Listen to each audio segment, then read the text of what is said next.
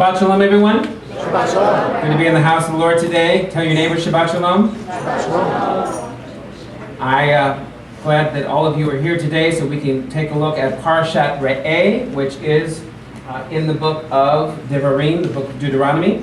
And the message today is called "The seeds you sow are the fruits you grow." I love the background. It's a picture in Israel with all the pomegranates that are so plump and fruitful hanging from the trees. And so that's exactly the way we should be, fruitful so that we can multiply. Amen? Amen. So we say, Baruchim Hava'im. We're looking at the seeds you sow are the fruits you grow today. And it used to be something I had on my voicemail for years. I don't know if any of you have ever heard it on my voicemail. I don't think it's on there anymore, but it used to be the thing that I used to be known for, is that statement, the seeds you sow are the fruits you grow. So I thought, well, good time to preach it today, or treat it. And so we say, Baruchim Hava'im to all our first-time guests here today, and family members, returning family. God bless all of you today. We have a few that are out sick today. The weather was kind of weird this morning. On the way here, it was kind of looked like, kind of wet, foggy, and now I think it's warming up out there, so don't be fooled by the weather.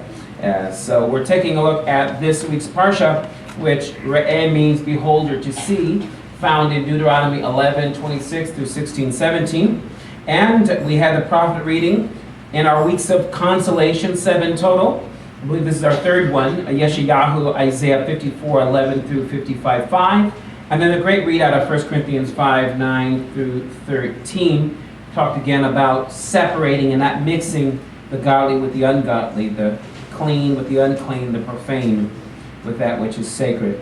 So take a look at this commentary that I put. It's not in your notes today, but as we look at 10 minutes of Torah, you ready today? Yes. Let's take a look at this little commentary I wrote.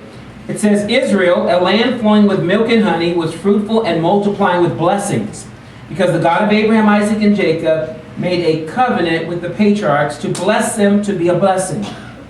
The ancestral heritage of possessing the land of promise was an inheritance that was productive and abundant in reaping results for obedience to the covenant. Unlike Egypt, a land of slavery and a house of bondage, Israel reaped the righteous rewards as a sign of their freedom and faith in God's promises. How many have faith in God's promises today? Amen. Amen. All the promises of God are yes and amen in Yeshua the Messiah. We, like Israel, are free from the bondage of sin and are liberated to make new choices that reflect our new what? Our new condition. We were slaves, but now we're what? Free. Sounds like Passover. We were in bondage to our taskmaster, Hasatan, but now we're kings and priests as God's holy nation.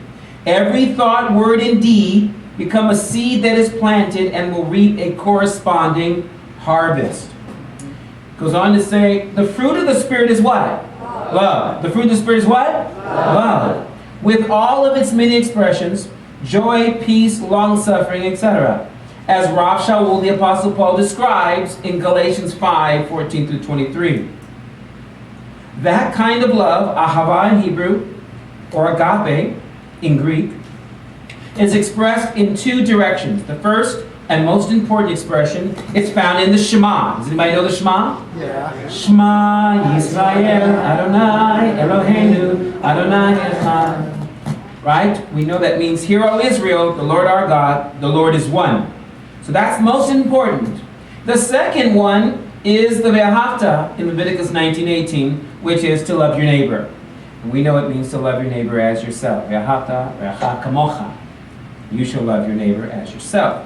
So now let's take a look at the beginning of the portion, Deuteronomy 11:26. Now that we kind of know where we're going, that the seeds you sow are the fruits you grow, and every thought, every word, and every deed is a seed. Let's say that again. Every thought, every word, every deed is a seed. And it can be sown. If you sow enough of that seed, it will reap a corresponding harvest. So bad thoughts reap what kind of a harvest? Bad harvest. Those thoughts lead to words, right? Because thoughts are just unspoken words. Words are spoken thoughts. And so they lead to words. And if you keep speaking negative and evil words, what happens? You reap a negative harvest. And then, lastly, those words become deeds, because what you say you usually follow through and do. And so that will affect not only your thought life, your word life, but your walk in the Lord. Every seed you sow becomes a fruit that you grow.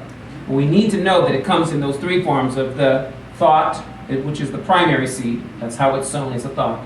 It goes to words, and then it goes to the deeds or actions. Okay? So now, Deuteronomy 11:26 says, see.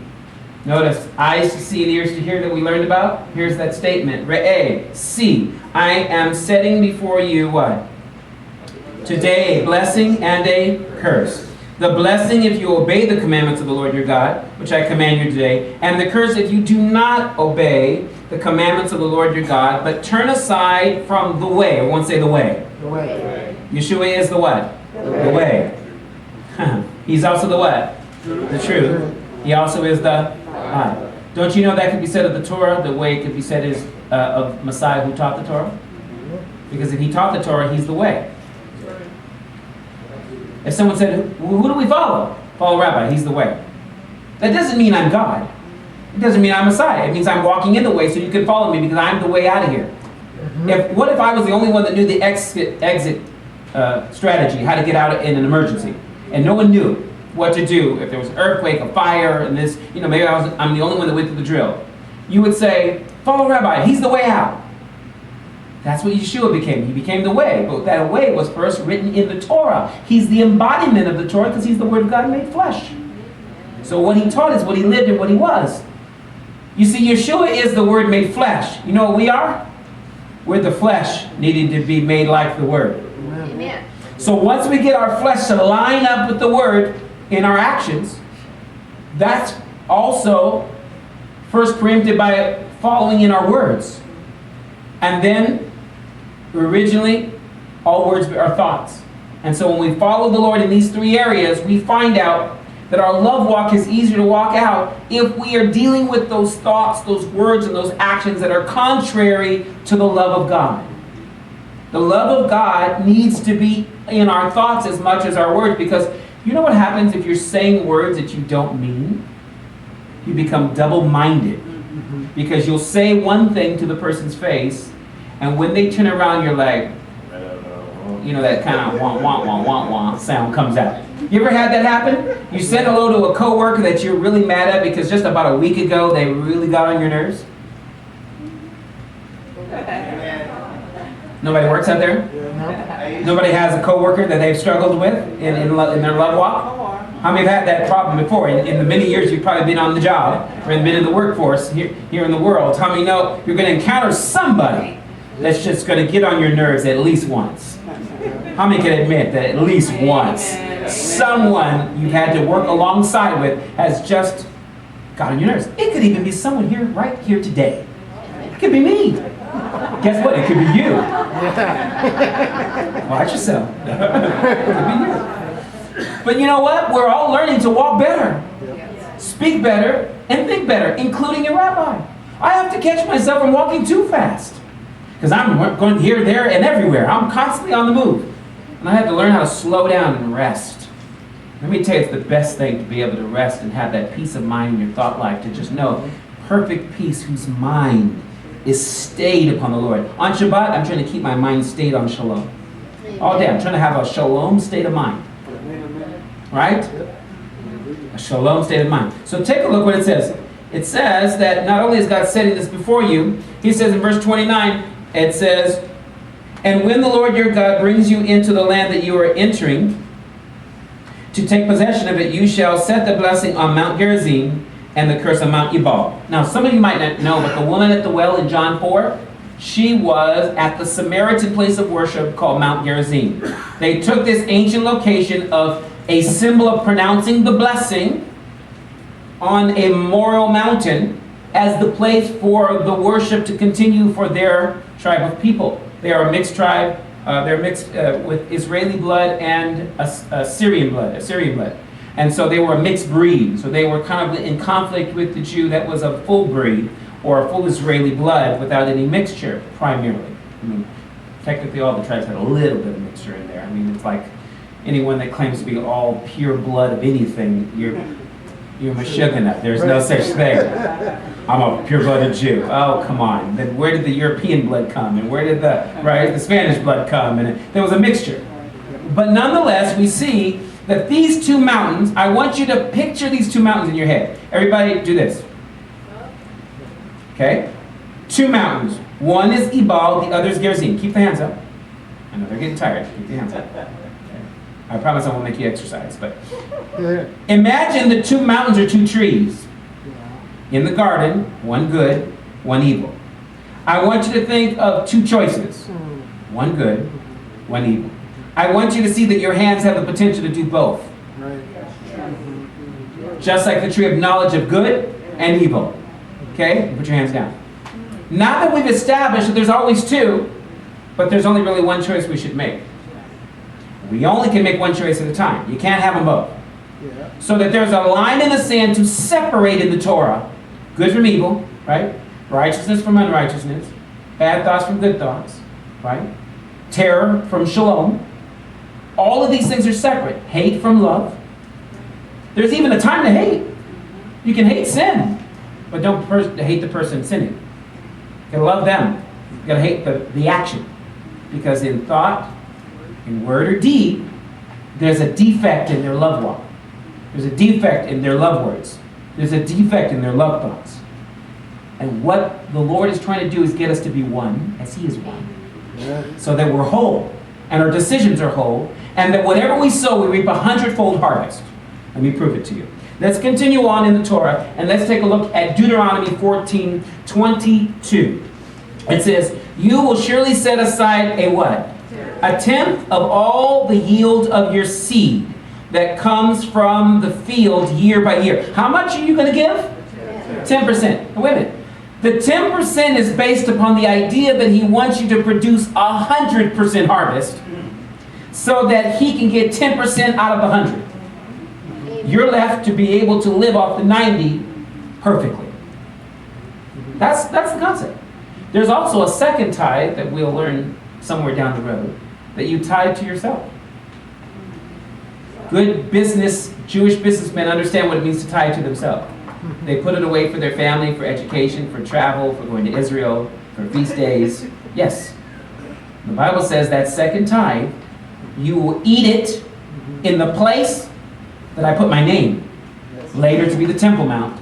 And that's because you traveled to Jerusalem to eat that tithe. You can't eat the priestly tithe, but you can eat the second tithe. It's called actually Ma'aser Sheni, the second tithe. It's an extra 10% on top of the 10% you give to the ministers of God. There's a tithe you put aside and you save for traveling to Jerusalem. Can you imagine how many times we could go to Israel if we were to put together a little Kadosh account of money at 10% and just bank that? And when we need to feed, well, now watch this. In that account, if it's based on a 7-year cycle, 6 are actually plowing years, because the 7th you're going to rest. So out of 6 years, 2 of the 6 are actually to the poor. Can you imagine how much we would give to charity and the homeless and the hurting and the sick and the aged and the widow and the orphan if we took of that 10% and said 2 of those years we're going to put aside to just the giving of the poor? That was called alms to the poor. Can you imagine how productive we would be as believers if we could do that? Now, that's just something to make you think all week long on that. How can we do this? Because it would be amazing if America could become like Israel, to where that's the way the government functioned. There would be no need for Social Security. There would be no need for what's the other stuff out there? Medicare, Medicaid, all those big names. None of that. It wouldn't be necessary. The storehouse would be the house of God. The storehouse would actually be the whole nation. Because it would be a whole nation functioning as a kingdom of priests. And you and I would constantly be ministering out from the barley and the wheat and the pomegranates and the figs. We would have no other needs than what we would find as the supplier in the house of God, which is God Himself. Okay? So now, take a look what it says. You'll give a tenth of it. It says, and notice it's the yield of your what? Seed. The yield of your seed. Look at verse 23. You are to eat the tithe of your grain. This is the second tithe. This cannot be the first tithe because it's already been given to the priest. This is the second tithe that it says you are to eat the tithe of your grain and your new wine and your oil. In other words, all the first fruits that you're bringing, you're to eat that tithe. And the firstborn of your herd and flock before Adonai your God in the place he chooses to make his name dwell, so that you may learn to fear Adonai your God always. This is amazing because it goes on to tell you that even if it's too far for you to travel to Jerusalem, you're going to sell the animal, take the money, and rebuy the same food and resources when you get to Jerusalem. Go to the shuk, and you get everything you need. That's the Jewish marketplace in Jerusalem. Now, when you're reading this, you have to understand this is all based on seed that you have sown. So you get to reap from your own seed sown. Do you hear me? You get to reap from your own seed that is sown. Not the tithe to the Levites, but the second tithe that you're allowed to eat. Let's go back to last week's portion and go to Deuteronomy 11:9. It says, and so that you may prolong your days on the land that Adonai swore to give to your fathers and to their descendants, a land flowing with what? Milk and honey. Oh, I love that. For the land you are going in to possess is not like the land of where? Egypt, which is the land of bondage, right? Which you came. There you planted your seed and watered it by foot like a vegetable garden. But the land you are crossing over to possess is a land of hills and valleys, drinking from the rain of the heavens. It drinks in water. Wait a minute. What is he saying? When you're in Egypt, you were a slave. And you were sowing your seed, which was real Pharaoh's seed. It wasn't yours. It was given to you to sow. But you had to water it all. Israel, God waters the land. God waters it because he says there's mountains and valleys, and when it rains, there's like a rain slide there of water pouring down into the valleys and watering the ground. So it's a land that's already fruitful and multiplying. It's fruitful. Okay, that's what the text is trying to tell us. So it says, there you planted your seed, watered by foot like a vegetable garden. But the land you are crossing over to possess it is a land of hills and valleys, drinking from the rains of the heavens. It drinks in water. Now, this is the land of Israel, right? Well, the Bible tells us what kind of productive land this was, because in Genesis 26:12 it says, then Isaac sowed in that land. What land? The land of Israel, the land of promise. He sowed in that land. He was born in that land, Sabra, like a cactus, born there. You can't move him. He was born there. He died there. He is a native-born Israeli. Isaac is. Abraham had to travel to that land. Isaac was born in that land, never left that land. Jacob had to come back to the land, right? Pioneer, native-born, and then you have the returnee. Okay, so you have three forms of Jews there. Abraham, Isaac, and Jacob. You know, Abraham, Isaac, and Jacob is the model for everything. Did you know that? In the Torah, even the Passover, Pentecost, and Shavuot, Feast of Tabernacles, everything's a model found in the patriarchs. So it says, Isaac sowed in what land? That land. And in that year, reaped 100-fold. Adonai blessed him. So what does God want to bless you with? 100-fold harvest. That means 100% of your seed goes in the ground and every percent of it reaps. What if you could lose nothing in every financial decision, in every marital decision, in every parenting decision, that every decision you made was so anointed and led by the Holy Spirit that it would reap 100-fold harvest. Whatever the end result you're looking for, it's going to reap 100-fold. Whatever you're praying for, it's going to come to pass exactly as God said. What if you could live in that kind of land? That is the land of promise, where no problem stops you from the promise. It's just a process to get you to the promise. Oh, I got about 5 people with me today. What if you can live in that kind of potential land? How many want to live in that kind of land? And I know we all want to live in the land of Israel, but I'm even taking it to where you live right now. In your life, you're sowing seeds and you're not seeing the harvest you want to see. Just be honest. Let me see it. You've been trying at your marriage. You've been trying at your parenting. It seems like no results. It seems like at your job, there just seems like you can't get any higher. You can't get the promotion. You've got property. It doesn't seem to get the reaping back that you want. Maybe we're doing something wrong. Could it be that there's a better way to do what we've been doing, but because we've been doing it long enough, we don't think of any other way to do it? And it's the definition of insanity to do the same thing and expect different results. I'm going to show you why you are not reaping a harvest in certain areas of your life. You ready? Yeah. It's coming from the Torah. Watch. Look what it says. Deuteronomy, or Leviticus. Did I really look at this? I guess I did. Oh, I think I added this verse. No. I skipped a verse. Oh, I didn't put it on the PowerPoint. Watch this. Read it directly from your outline.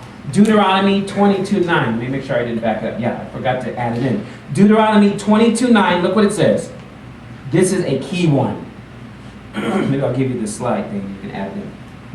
Deuteronomy 22:9. You are not. Say this with me. You are not. Say it again. You are not. No, let's not go any further. How many know that's a prohibition? It's like flat, don't do it. You know the statement, just do it? This, we need a new t-shirt. Flip it around and go, just don't do it. Yeah. What if we came, oh man, that's a good witty invention right there. Who's ready to design the t-shirt? Just don't do it. What if that's the way we just looked at things? You know what? I've been doing this for so long and I don't know how to break it. I gotta stop. Just don't do it anymore. But that cheesecake looks so good. Don't do it. No, you don't understand. I can go to the gym later. Don't do it. You're going to fall asleep and never make it to the gym. Don't do it. Watch. He says, read it with me from your outline. It says, you are not to plant your vineyard with two kinds of seed, or else the whole harvest will be forfeited, both the seed you plant and the produce of your vineyard. You won't just lose the seed, you'll lose the harvest with it. Man, that's not a good investment. I'm going to lose everything just by planting two different kinds of seed in the same soil. Say, I want oranges. No, I want apples. Well, I'll just sow them both. Not in the same field. Because you don't want one plant sucking away the life of another plant. And they must be the same because all plants work differently. So you mix seed, you're going to rob one for the other. Rob Peter to pay Paul. Just like your energy's been robbed because, watch this, I'm studying for the Torah.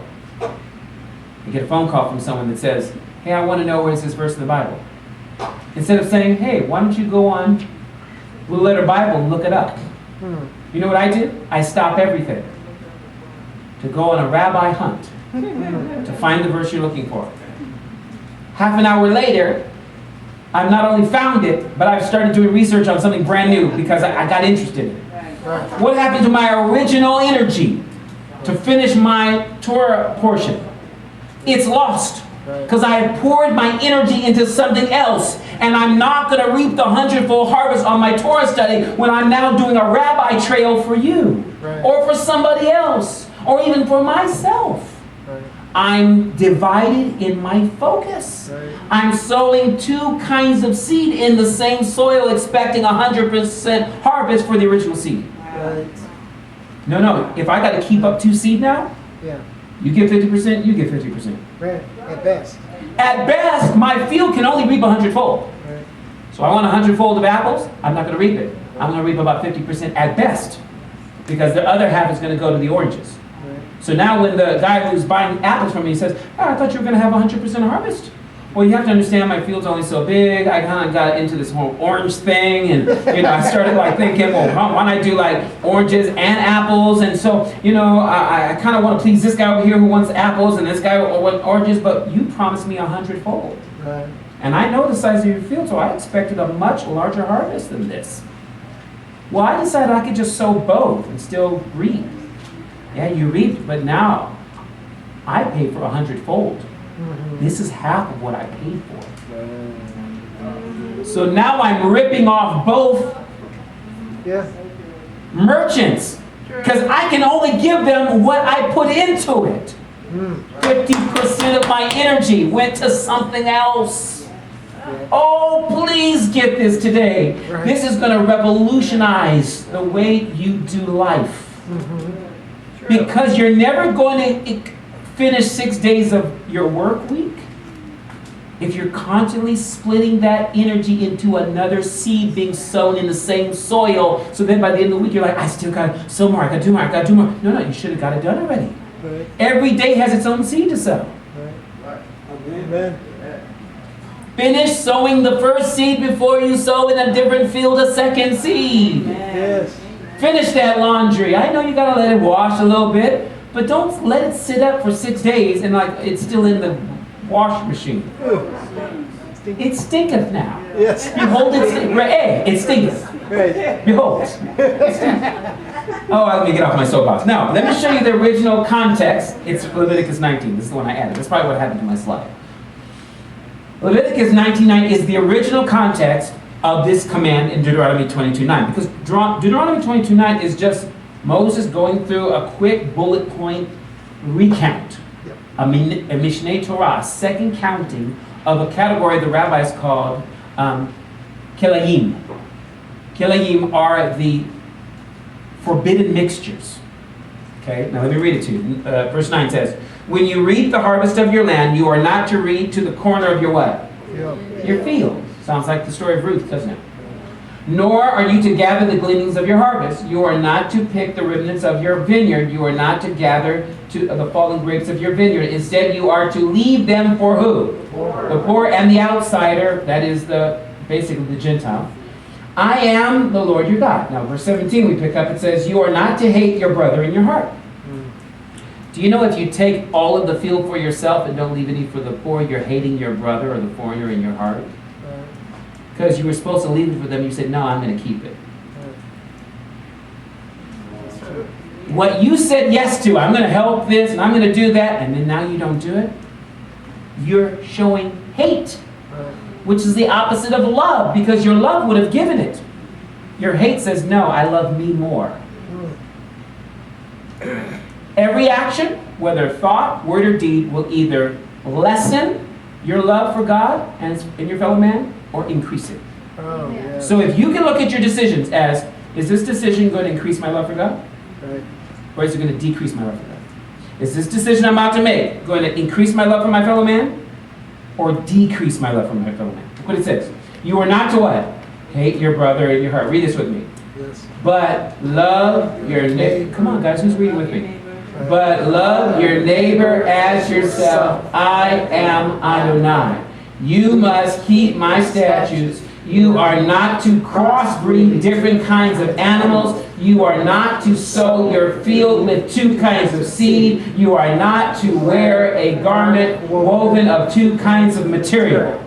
Wool and linen should mix, according to the Torah, especially for wandering wilderness Israelites. So we need to understand that there are certain things God says don't mix.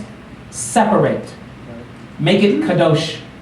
Separate holy from unholy, profane from that which is sacred. Separate even pagan from the follower of God. Well, separate. What that means is don't follow their ways. Right. You still fellowship in the sense of talk, conversate, but you don't hang out with. Right. Like now you're at their house every day. Right. You can have coffee, have lunch, that's great. But guess what? There's a certain point in the conversation you cut it off because now they're going to influence you more than you influence them. Yep. And watch. It says you're not to mix two kinds of seed. So, this is the setup in the Torah for making a separation. Remember we started with two mountains? Yep. Yeah. We talked about two trees. Yep. We talked about two choices. Yep.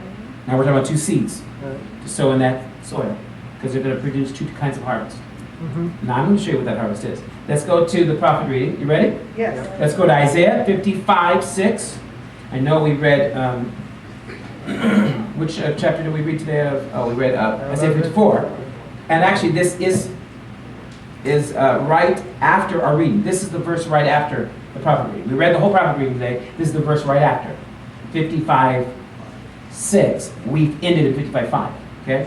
It says, seek Adonai with while he may be what? Found. Call on him while he is near. Let the wicked forsake his what? Way. Remember we're to walk in the way? But now it says, let the wicked forsake his way, and the unrighteous one his what? Thoughts. Two things. His way, which is his actions. His thoughts. Right? It says, let him return to Adonai, so that he may have compassion on him, and to our God, for he will abundantly pardon. For my thoughts are not your what? Are not your thoughts. Let him return to Adonai, so he may have compassion on him, and to our God, for he will abundantly pardon. All right, I think I read that. Yes. Verse 8. Here we go. For my thoughts are not your thoughts, nor are your ways my ways. It is a declaration of Adonai. For as the heavens are higher than the earth, so are my ways higher than yours, and my thoughts than yours.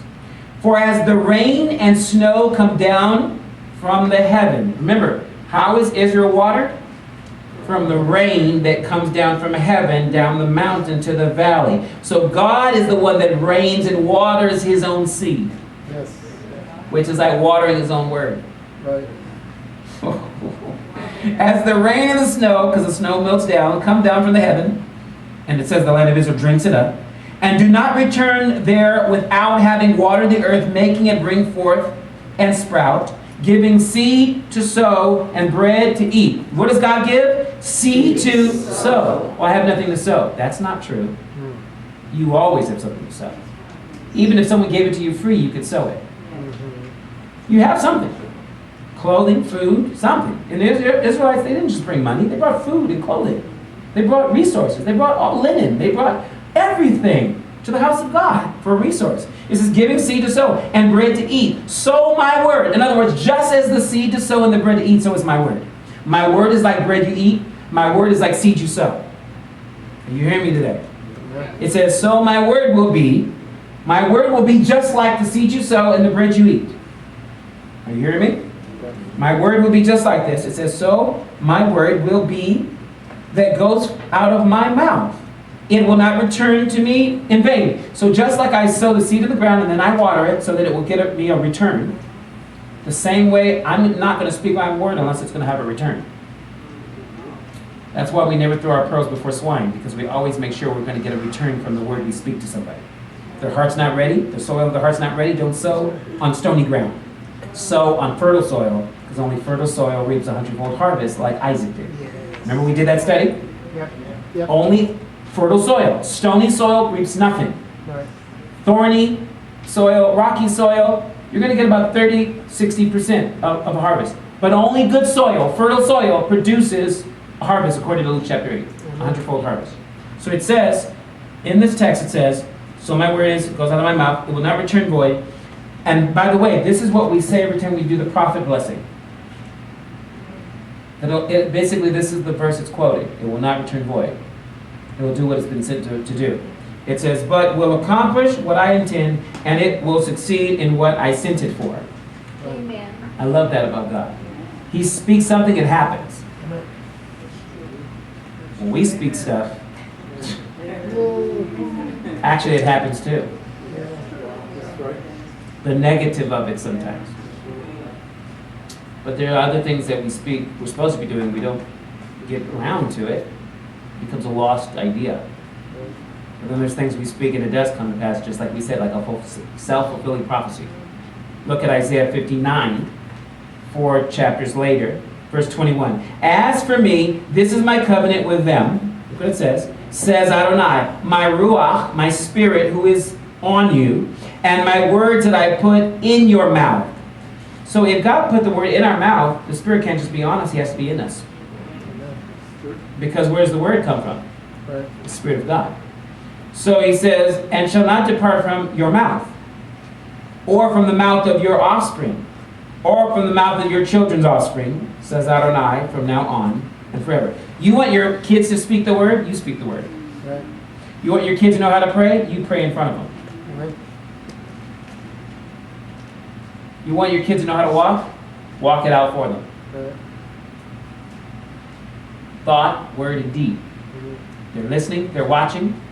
They can't get into your head, but they can sure see your thoughts by your words and actions. Right. Does anybody get anything out of this? Yes. So the Lord says, that's going to be my covenant. It's going to be my what? My covenant. Well, what's this covenant all about? Is it just a bunch of laws and rules? No, let's keep going. Let's go to Isaiah 61. We're going to go to two chapters later. Isaiah 61. But I'm going to start with verse 11. We usually always like to start with verse 1. The Spirit of the Lord is upon me. Well, look what it says.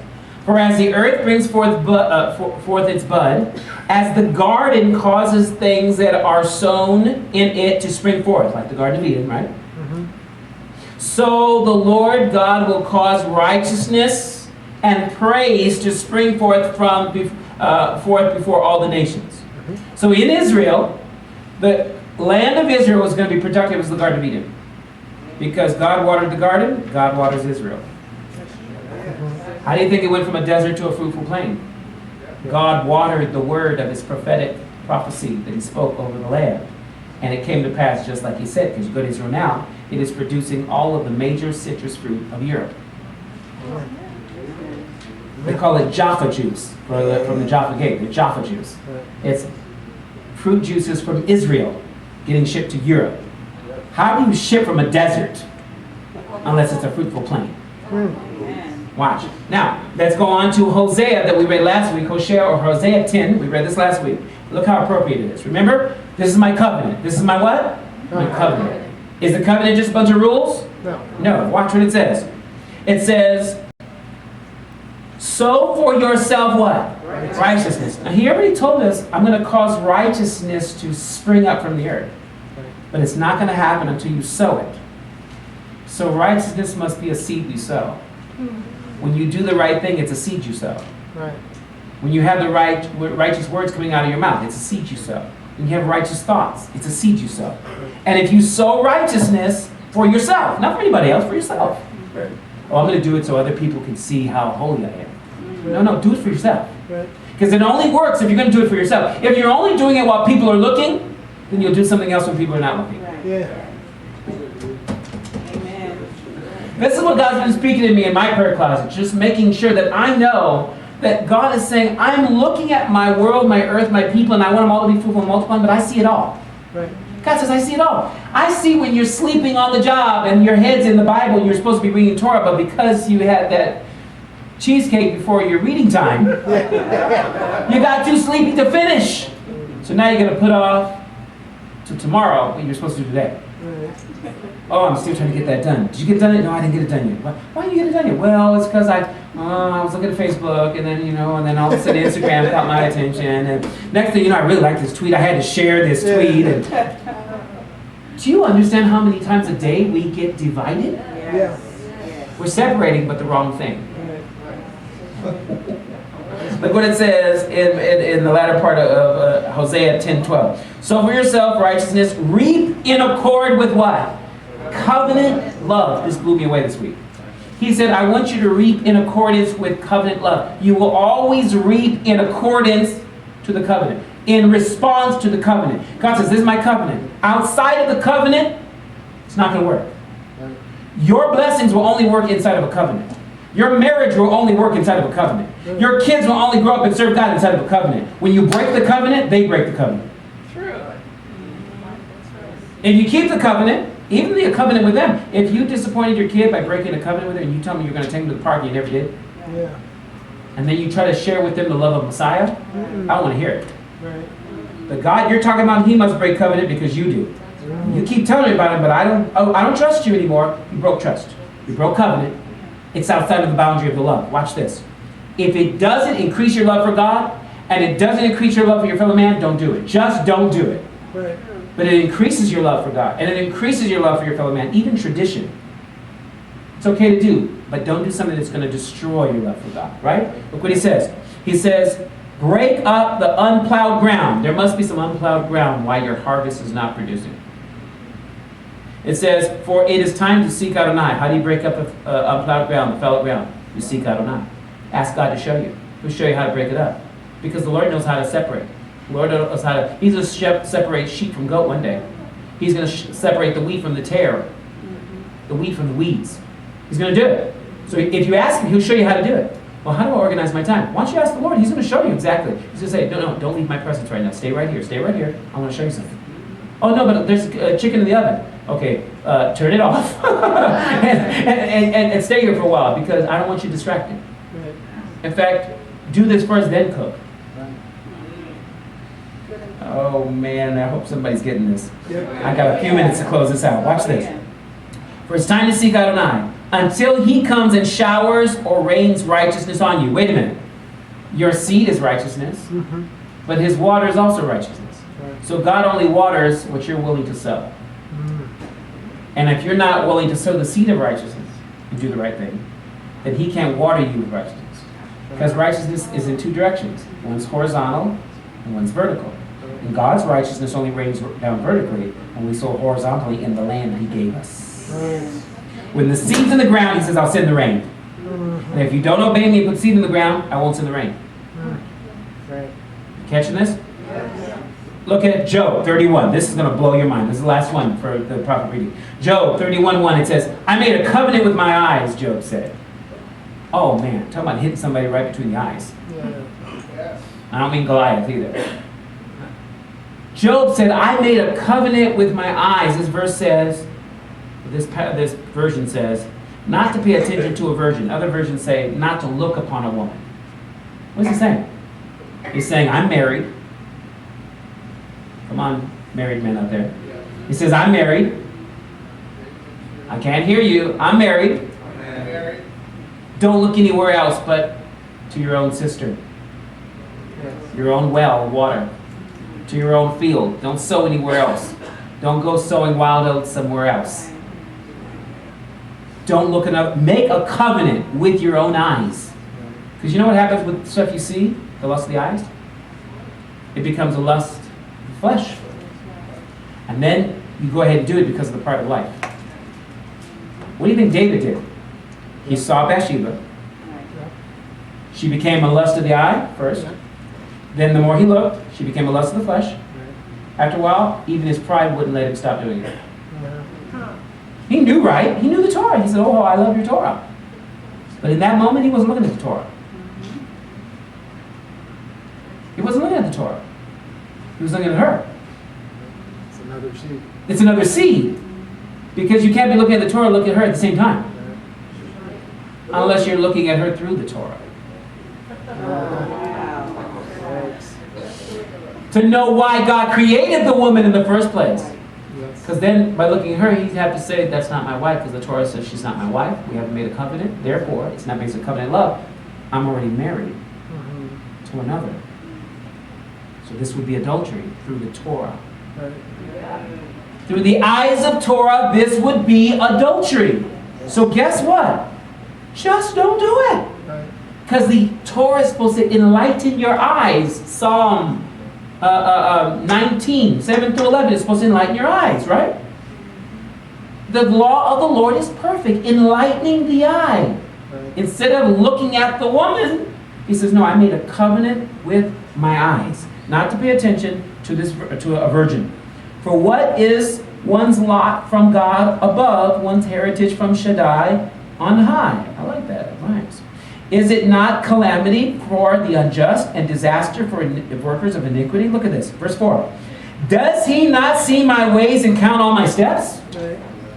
Look what Job says. Doesn't God see everything? Oh man, this is like one of those shaking moments. Like everything that can be shaken will be shaken, what cannot be shaken will remain. Does he not see my ways and count all my steps? If I walked, it says, in falsehood, or my foot have hurried to deceit, then let him weigh me with honest scales. Then God will know my what? Integrity, which means wholeness. In my step, if my step has strayed from the way, the what? Way. If my heart has walked after my what? My eyes. Or if any defilement has stuck to my hands, then let me sow and another eat. Man, you're going to be sowing and somebody else is going to eat your harvest. You're going to sow, and you're going to eat none of it. You're going to be broke. You're going to lose everything. The gambler will lose his house. The man after the prostitution house is going to lose his wife and his home and his family. Right? The person who invests in foolish gimmicks is going to lose their business and their heritage to their children. What do we have to lose? Everything. The seed and the harvest, to say. If you sow two seeds. That if you know the seed of the Torah, but you sow the seed of your eyes instead, you're going to lose it all. Now, you know what's crazy about that? David could have lost it all. Sure. So could have Solomon. Right. They had to come to the conclusion that the Torah's command for man is love God, obey God, fear God, and keep His commandments. So look what it says. It says, if my heart is walked out from my eyes, if there's any defilement stuck to my hands, let me sow and another eat, let my crops be uprooted. What did the Torah say? If you sow two seeds, you will lose the seed and the crop. Someone else will eat my seed, and someone else will uproot my crops. Look at 29. If I rejoiced in my enemy's misfortune or gloated because of calamity found him, I have not allowed my mouth to sin by asking for his life with a curse. He says, I haven't done that, Job said. If I have covered my transgressions like Adam by hiding my guilt in my bosom. He's saying basically, if I do these things and break your covenant, that's what I'll be doing. I'll be hiding from God just like Adam did. In the garden, between two trees, two choices. And if I choose the wrong one, I'm going to hide and break the covenant, just like Adam. Now, the prophet reading leads us to the Brit Hadashah. I have 3 passages to read for you today. You ready? I said, you ready? Yes. Here's the conclusion of the matter. Brit Hadashah. Galatians chapter 6, verse 6. You should see this one coming. It says, now let the one who is taught the word share all good things with his teacher. Yes. Do not be deceived. God is not mocked. Whatever a man sows, that he shall also reap. Does it sound like Rav Shaul, the Apostle Paul, is following the teaching of the Torah and the prophets? Yes. Yeah. He's telling you this. He's basing it on his Torah studies. He says that you shall also reap. For the one who sows in the flesh, that's one seed, will reap the corruption of the flesh. It will corrupt everything. But the one who sows in the Ruach will reap of the Ruach, eternal life. Notice 2 different kinds of seed you could be sowing. Verse 9. So let us not lose heart in doing good, righteousness. For in due time you will reap if you do not what? Give up. Sowing this seed to start sowing another seed. I was walking in the Spirit, but now I'm going to start walking in the flesh. I was sowing in the Spirit, but now I'm going to sow in the flesh. He says, if you give up sowing to the Spirit, sow to the flesh, you're going to have corruption. You know what the rabbis say? You're going to make the crop unlawful to eat. The clothing unlawful to wear. The relationship unlawful to bring under covenant. Because you broke the covenant of the Kelayim. The forbidden mixtures. Unequally yoked with an unbeliever is a forbidden mixture. All of this is a picture here in the Brit Hadashah as it was in the Torah and the prophets. Look what it says. It says, therefore, whenever we have an opportunity, let us do good toward all, especially those who belong to the household of faith. Now, let's go to 2 Corinthians 9:8. Sorry, I forgot to change that slide. It just says, we will reap if we don't give up. Look at this commentary. Every seed we sow multiplies into a harvest of reaping. We must be careful what kind of seed we sow in thought, word, or deeds. We must also be aware that when the enemy is sowing weeds in our garden, God's word is the eternal seed that reaps a harvest of blessing when it's sown in the right soil and watered by the Spirit. So, look at where I got this concept from. In 2 Corinthians 9:8 it says, and God is able to make all grace overflow in abundance to you. That's the God who provides in our harvest. So that by always having enough for everything, meaning all sufficiency, as some versions would say, you may overflow in every good work.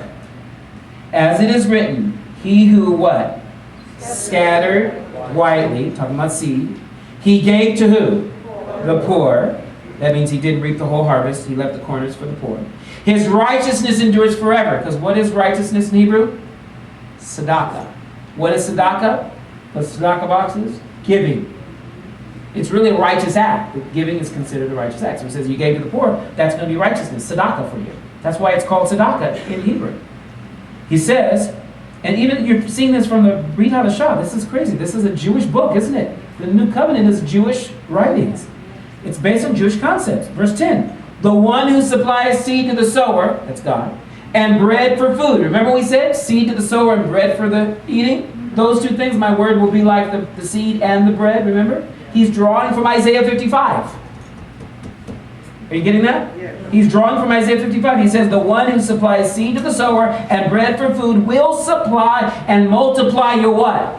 Seed. And increase the harvest of your righteousness. Wait a minute. Sow for yourself righteousness. I'll rain down righteousness. Do righteousness, and you'll reap righteousness. Everything you do, God says, I'll take your seed that you're sowing and I'll multiply it. Hallelujah. How are you going to be righteous? Keep doing righteous things. Not legalistically, but by the Spirit of God, showing you the right thing to do in each choice. Because when you get to that fork in the road and you see the two trees, or you see the two mountains, or you see the two seeds, choose to sow the right one, not the wrong one. Eat from the right tree, not the wrong tree. Climb the right mountain, not the wrong mountain. Let them be a memorial in your mind of the two decisions of the choices of your two hands and the two sides of your heart. The good inclination and the evil inclination, and make the right choice. I close with Matthew 13:24. It says, Yeshua presented to them another parable, saying, the kingdom of heaven is like a man who what? Sowed good seed in his what? In his field. So here you are, sowing good seed.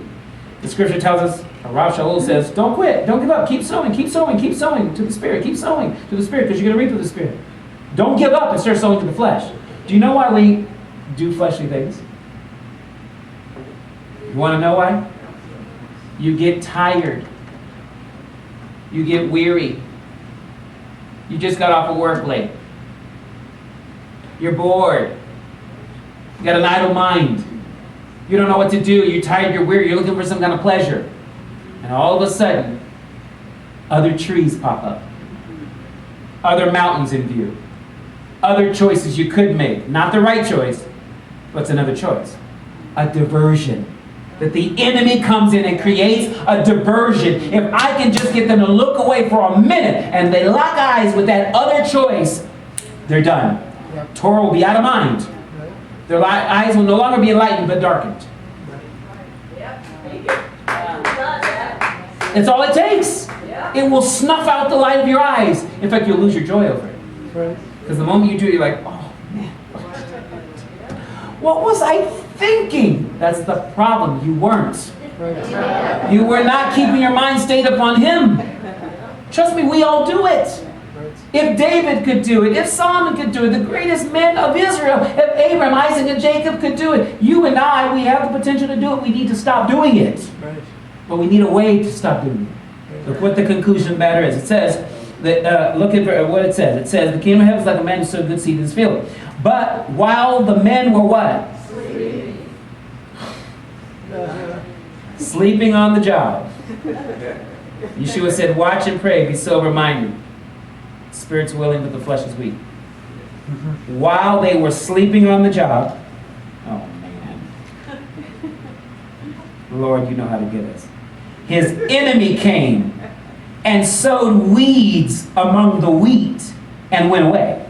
Doesn't he always just like drop it and leave? He all he has to do is put it in front of you and go and walk away so you don't see it.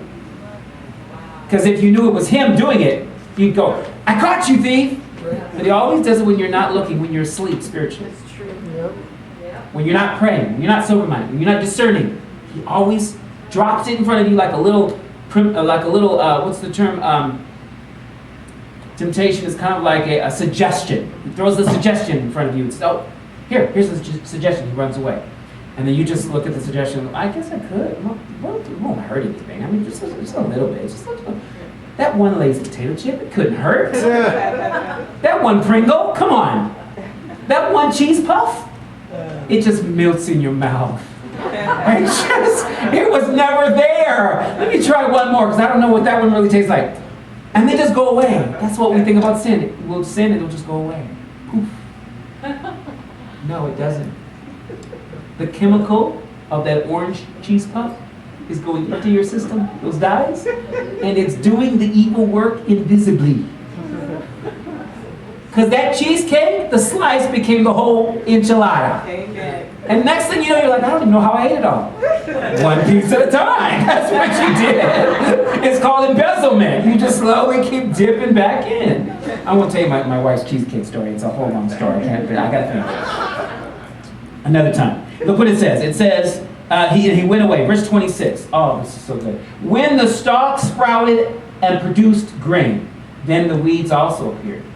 You never see the weeds till later. Right. See, the enemy drops off the seed and you don't see the effects of it till much later. Because right now sin is pleasing for the season until it's time for reaping. And look what it says, verse 27. So the slaves of the landowner came and said to him, Master, didn't you sow good seed in your field? Didn't you get up this morning and pray?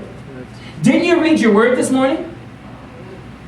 Didn't you help your neighbor with that cup of sugar?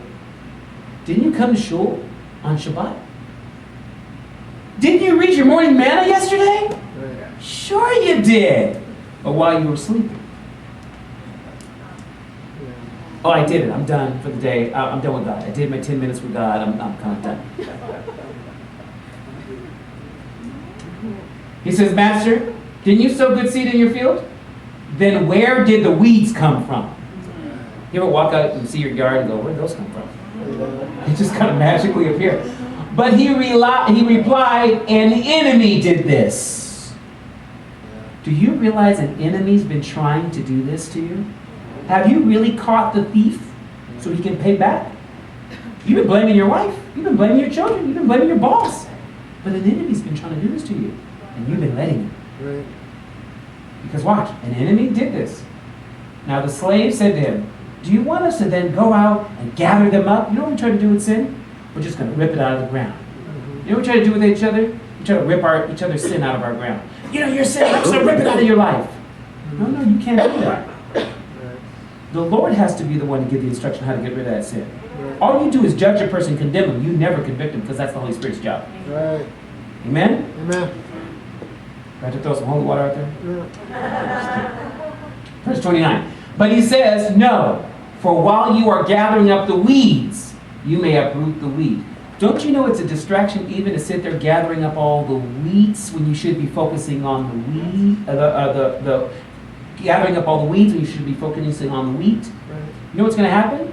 If they're growing up together, you won't know the difference in the early stage. Right. So you'll rip it all up thinking it's all weeds. Well, forget it. I'm just done. I give up. It's all a mess. How many of you have done that? You walk away from a marriage. You walk away from a relationship. You walk away from a business. You walk away from opportunity because something didn't go right. There's weeds in this. I'm just going to rip the whole thing up and start over. How many times are you doing that to your feed, to your seed, or to your field? And what it says? It says, you may uproot the wheat with them. Look at verse 37. He answered, the one sowing the good seed is who? Son of Man. That's Messiah. And the field is the world. And the good seed, these are the sons of the kingdom. And the weeds are the sons of the evil one. Wow. At the end of time, God says, don't worry. In every congregation, in every nation, in every family, I'm going to separate the wheat from the tares, or the wheat from the weeds, the sheep from the goat. You don't have to do that. The goats want to come to your congregation, let them come. The sheep will be going baa, baa, baa. You know what the goats will be doing? Bucking. The goats are always going to be resistant to the word. The sheep are going to be like, baa, baa, baa. They're going to say, feed me. Feed me. The goats are going to be the one that's always complaining. You don't feed me enough. You don't do this. You don't do that. This place is not big enough. This place is not this. You know, let them come. You got to let them grow up together. Because only the Messiah of Israel knows how to separate. Right. And until we go to him, we won't know how to separate, make things kadosh. Right. And what was supposed to be kadosh, something else becomes kadosh.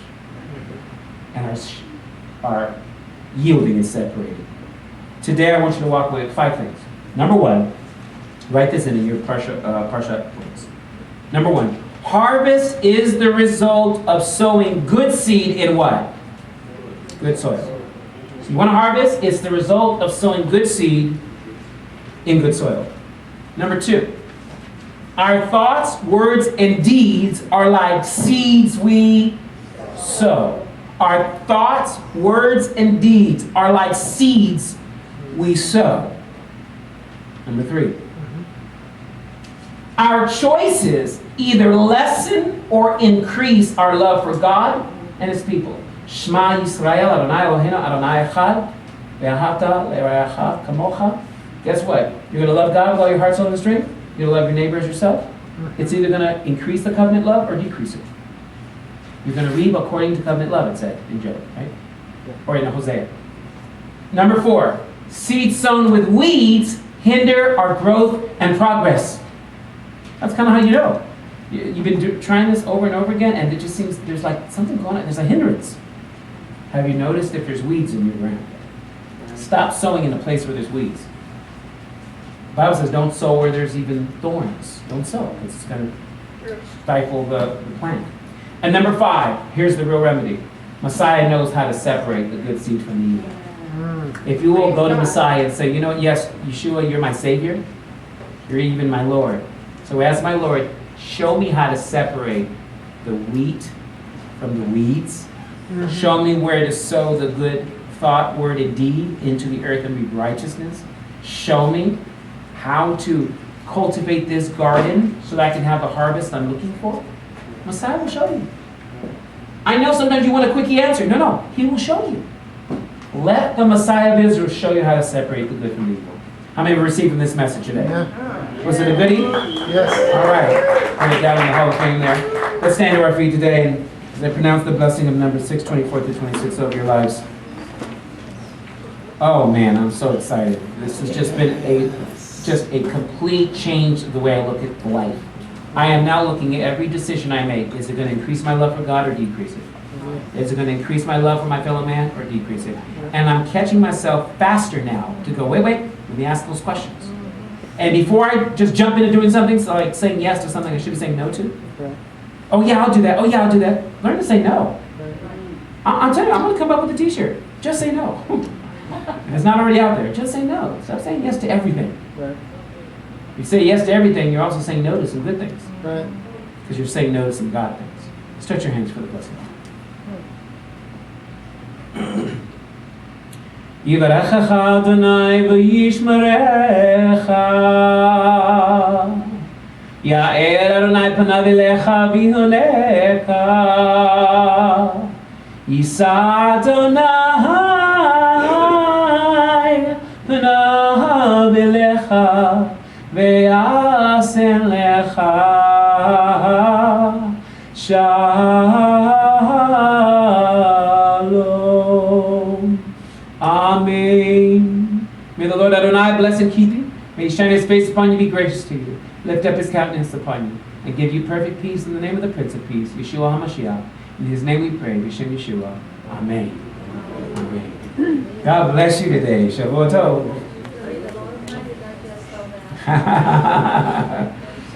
Ooh, we'll have to watch the video, huh? It'll be out in a couple of days. It's a lot of good scripture together.